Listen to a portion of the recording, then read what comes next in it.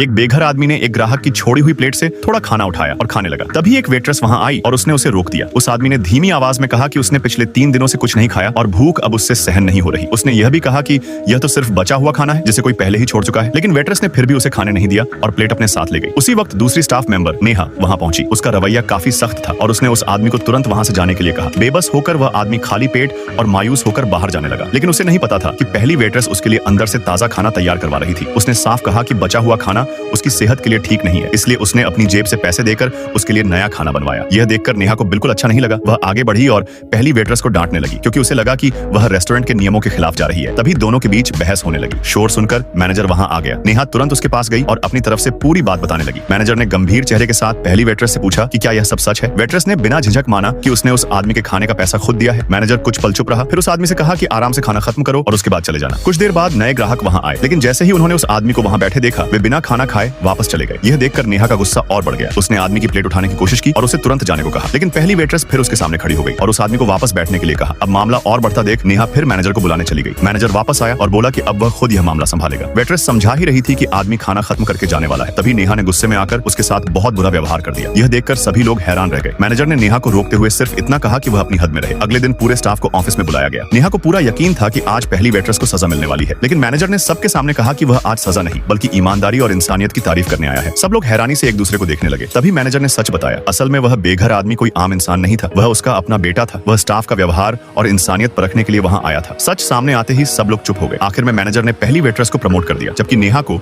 उसकी गलत सोच और व्यवहार की वजह से नौकरी से निकाल दिया।